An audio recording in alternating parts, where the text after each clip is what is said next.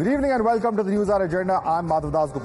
The Lok Sabha today witnessed an all-out Mahabharat over Budget 2024. Leader of opposition in the lower house, Rahul Gandhi, launched a blistering attack on the government, saying Indians were trapped in a modern-day Chakravyuh. Rahul was referring to the Hindu epic Mahabharat, in which a Chakravyuh is a military formation used to surround enemies. Kurukshetra में एक युवा को, अभिमन्यु को 6 लोगों ने चक्रव्यूह में मारा था। चक्रव्यूह के बारे में थोड़ी रिसर्च की और पता लगा कि चक्रव्यूह का एक दूसरा नाम होता है पद्मव्यूह, मतलब लोटस फॉर्मेशन। 21वीं सदी में सर एक नया चक्रव्यूह तैयार हुआ है। स्पीकर सर, वो भी लोटस की शेप में है सर, और उसका चिन्ह प्रधानमंत्री जी अपनी छाती पर लगा के चलते हैं। सर, जो अभिमन्यु के साथ किया गया था, जो अभिमन्यु को चक्रव्यूह में फंसाया गया था, वही हिंदुस्तान के साथ किया गया है। Now, using this Chakravyuh analogy, Rahul has said that it has trapped youth, farmers, middle class, jawans, SCs, STs, OBCs and minorities of the country. Slamming the budget, Rahul added that it has no money for pension to Agniveers and alleged that the government has stabbed the middle class both in the chest and in the back. The leader of opposition has vowed to break this Chakravyuh and replace it with Shivji ki barat. सेना के जवानों को आपने अग्निवीर के चक्रव्यूह में फंसाया। सही बात। इस बजट में अग्निवीरों के पेंशन के लिए 1 रुपया नहीं है। आप अपने आप को देशभक्त कहते हो, मगर जब अग्निवीरों की मदद करने की बात आती है, जवानों को पैसा देने की बात आती है, तो बजट में आपको 1 रुपया नहीं दिखाई देता। उनकी पेंशन के लिए 1 रुपया आपने नहीं दिया। सर, मिडिल क्लास जो है, जब प्रधानमंत्री ने कोविड के समय उनसे थाली बजवाई थी, तो उन्होंने दबाकर थाली बजाई। धड़ धड़ धड़ धड़ धड़ थाली बजा बजाई। मोबाइल फोन की लाइट जलाओ और मोबाइल फोन की लाइट जली। मिडिल क्लास ने, पूरे हिंदुस्तान में मिडिल क्लास ने मोबाइल फोन की लाइट जला दी। अब इस बजट में आपने उसी मिडिल क्लास के एक छुरा पीठ में मारा, दूसरा छुरा छाती में। इंडेक्सेशन जो आपने कैंसिल की, वो पीठ में छुरा था, और जो कैपिटल गेन्स टैक्स आपने बढ़ाया, वो छाती में छुरा था। The BJP has hit right back at Rahul Gandhi, saying that instead of speaking on the specifics of the budget, Rahul was only engaging in rhetoric and bizarre remarks. संवैधानिक जिम्मेदारी है प्रतिपक्ष का नेता बनना, तो जिम्मेदारी पद पर बैठ करके गैर जिम्मेदारी बात करना, ये बहुत गलत बात है। स्पीकर जो है वो कस्टोडियन ऑफ द हाउस होता है, और आज बार बार राहुल गांधी जी ने स्पीकर को ही अटैक करना शुरू किया। बजट के बारे में नहीं बात करके अनाप शनाप बातें कर रहे थे। You're watching the News Hour at 10, debate number 1 on Times Now, Super Prime Time. Let's take this across to our guests. Joining us, we have Shazia Ilmi, national spokesperson of the BJP. With us, Karan Verma, author, is with us. With us also is Ravi Srivastava, political analyst. But let me start first and foremost with Tehseen Poonawalla. Tehseen Poonawalla, at the end of the day, if, 6-7 names were referred to, I don't want to specifically refer to them because I believe those remarks have now been expunged. But if those individuals are controlling this government, and that therefore makes this a Chakravyuh by that definition of Mr. Rahul Gandhi, what was the NAC during the UPA time? Because that was far more than 6 members, if I remember. A double Chakravyuh, perhaps? No, they didn't control the government. In fact, the lies attributed in that serial liars book, who worked with the Prime Minister and claimed to be the Prime Minister's son, the Prime Minister then denied it, he said that no files went. Because if such a file did go, the current Prime Minister is duty bound to prosecute Mrs. Gandhi or any of those NSC members if any file went. But let me ask the BJP spokesperson very specific questions, because those are the specific questions Shri Rahul Gandhi ji left. Very specific questions. Don't divert, don't run. Very specific question. Just like Arjun's arrow on the eye of the fish, very specific question. Don't divert. Long-term capital gains, short-term capital gains you've increased to the middle class, and you removed indexation. You have hurt the middle class. Doesn't the removal of indexation actually mean an inheritance tax? Please answer that very specifically. And these taxes that you've increased, the long-term capital gains, the short-term capital gains, today the finance secretary has spoken to the business line today, and he said we'll increase it more. After paying my taxes, you've just got a house, after paying your taxes, indexation is removed. The government now decides to tax, and these bureaucrats come and say we'll now increase taxes. What is this government doing? Is the government here only to slaughter and use the bulldozer of the middle class? Is this what the government is for? And if Rahul Gandhi ji is raising these specific points, rather than answering these points, you're mocking Rahul Gandhi ji. Answer on these specific questions. Why is indexation on real estate removed? Okay. Answer it very specifically. Shazia Ilmi, it's a stab on the back and the chest. That's the specific statement of Rahul Gandhi, and that's what he's referring to when he talks about taxes and indexation. One second. Taxes and indexation. I'm asking your question. Please respond.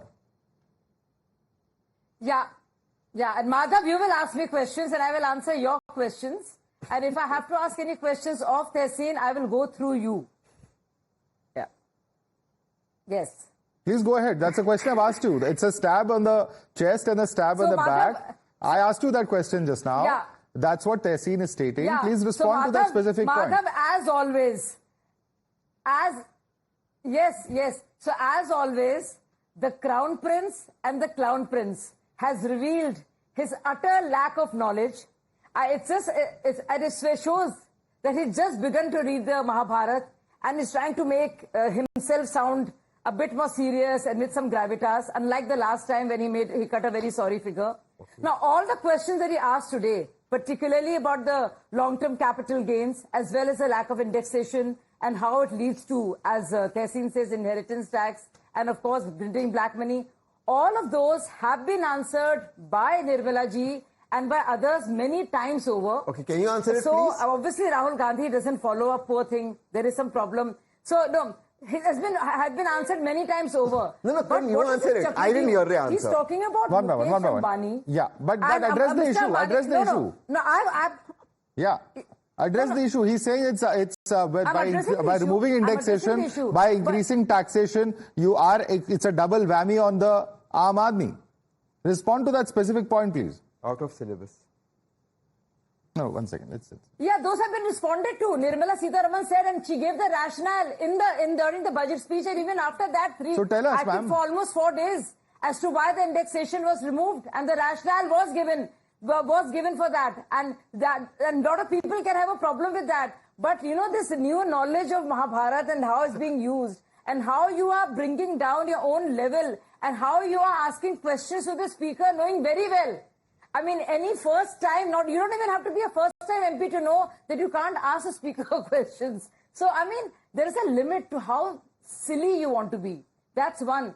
2, Nirmala ji and others have answered and they will answer. But what is the point of bringing in the name of 2 industrialists? And tell me, what does Abhishek ji and Mamta ji, what do they have to say? Because they were all part of the Ambani setup when they went for the wedding. And not just that, so many states, non-BJP states, there are projects of Adani ji. So what is this Chakravyuh business? I mean, where is this Chakravyuh coming from? Let me bring in Karan Verma on that. Karan Verma, this is a stab on the middle class's chest and back. It's a specific point that's being made here by Rahul Gandhi.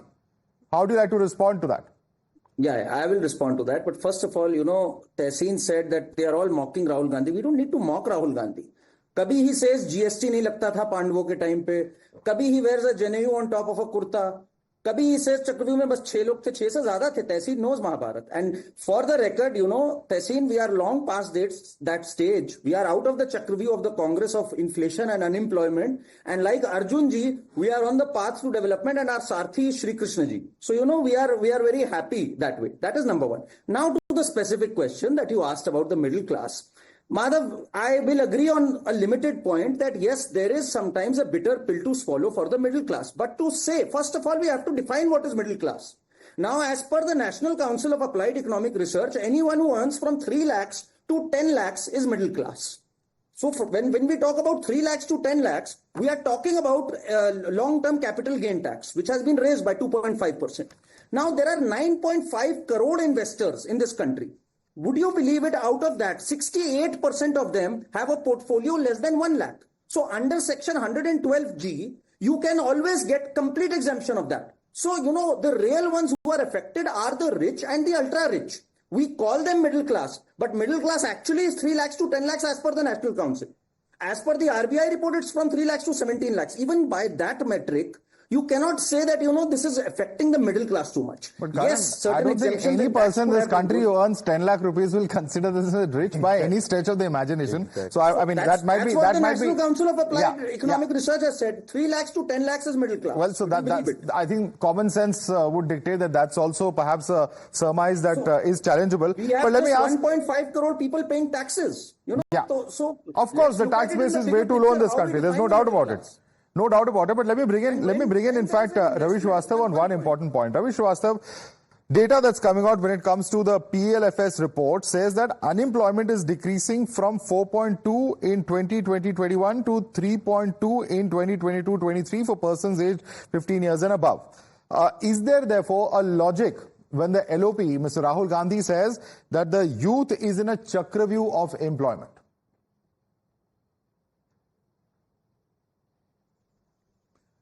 You are right, Madhav. Rahul Gandhi, in fact, talked about these things. He talked about for the youth, he talked about the Agniveer scheme, for which for their pension, not even a rupee has been allocated in the whole scheme. Another thing very interesting, you talk about a stabbing in the chest, stabbing in the back. I said there is a slap in the face also. The slap in the face is that how many middle class are there? 3 lakh to 10 lakh income is okay, but how many are they?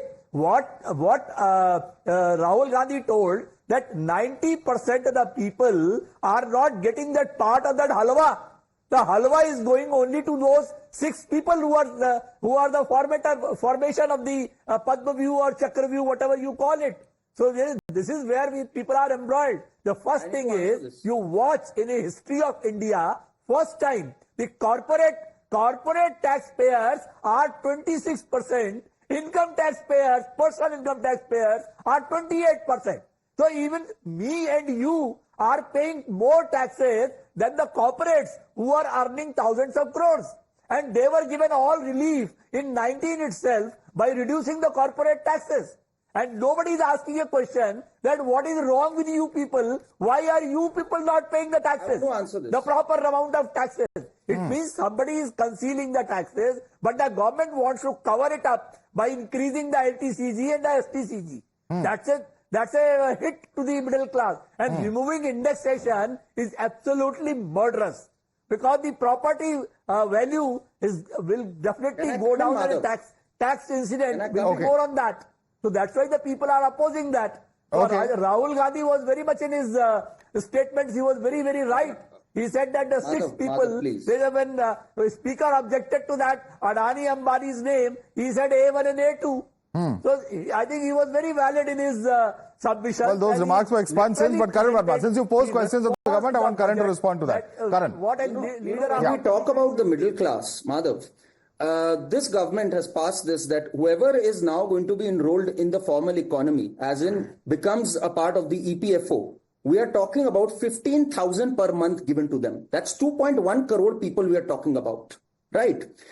Also for the employment providers, there is a 3,000 rupee per month assistance being given for the EPFO enrollment. So it's a nudge to both the employer as well as someone who's entering the EPFO market. So we are talking big numbers here, and we are talking largely middle class here. When we talk about middle class, there is a study by the World Bank that for every $10 million investment in infrastructure, 600 jobs are created. We are investing 11 lakh crores. It's unprecedented what we are spending on infrastructure. These are jobs that's going to go to the middle class. So let's not undermine these wealth creators and corporates, because they are the ones who drive the country in the sense that they give employment to tens of millions of people. Let's not ostracize these wealth creators. They are the ones who take countries to greater heights. So get this fact right. I mean, this is a budget that helps the middle class. Yes, benefits might not be immediate, but these are job multipliers, and the benefits will take some time to trickle down.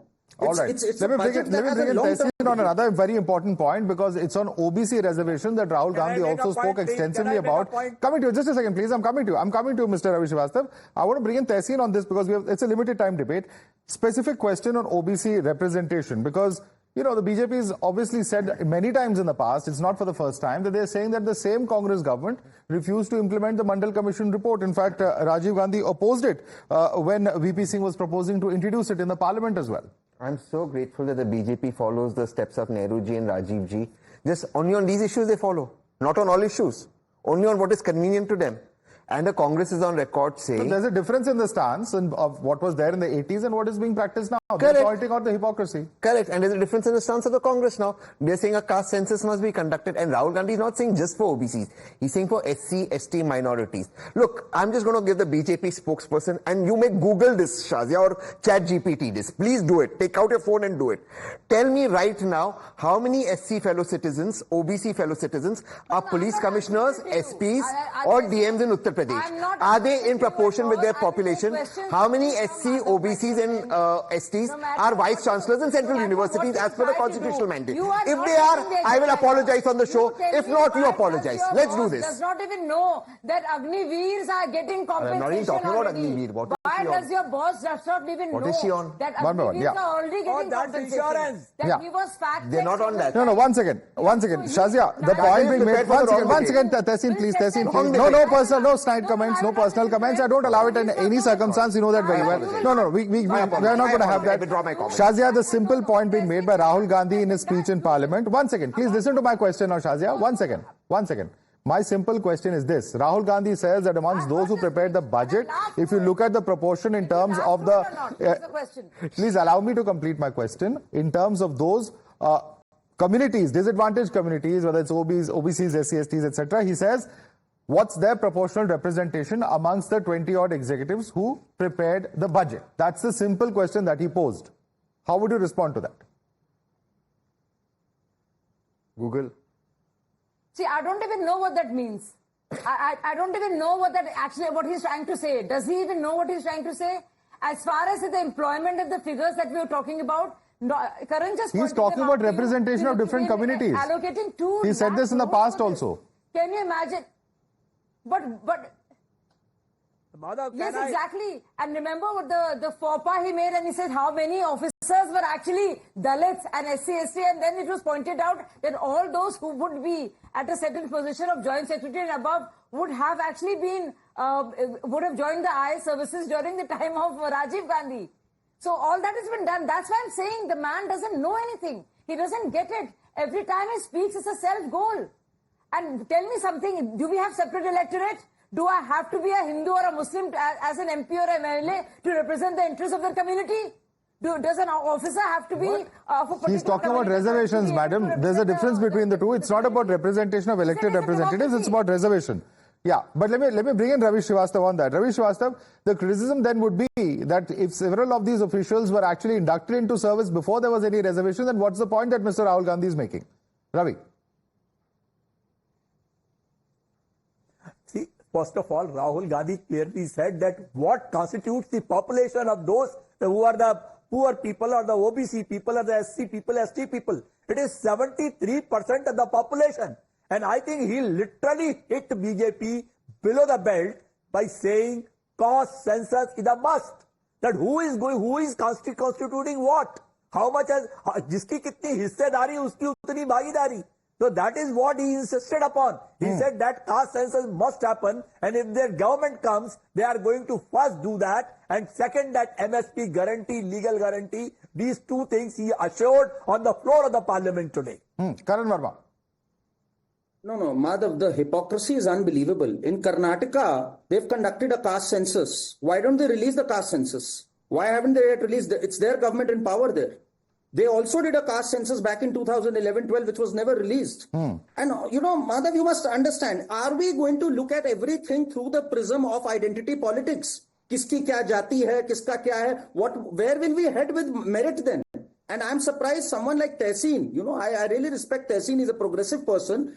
Does he want the entire political discourse to be seen through the prism of कौन जाट है, कौन दलित है, कौन OBC है, क्या इसी तरह से we are going to take the country forward. Well, unfortunately or fortunately, that's the way politics in India has been. Identity politics of every sort has been used, misused by different political parties of different hues across the country, and that's the reality of our politics. We'll have to leave it there on debate number 1. There's some breaking news coming in. I'm going to request all our panelists to stay with us because we're going on to debate number 2 right after this. This is Salman Khan's house firing case, where in fact the statement of Salman Khan as far as the charge sheet has now been accessed, and this statement of Salman Khan is that on the 14th of April 2024, I was sleeping at my residential house and as usually heard firecrackers early morning. After some time came to know that the police had assigned security for the morning. Two unknown men came on a motorcycle towards the balcony of the first floor of the Galaxy apartment building where he also lives, and in fact has detailed that he's also gone on to name Lawrence Bishnoi, whose name he learned from media reports in terms of the indiscriminate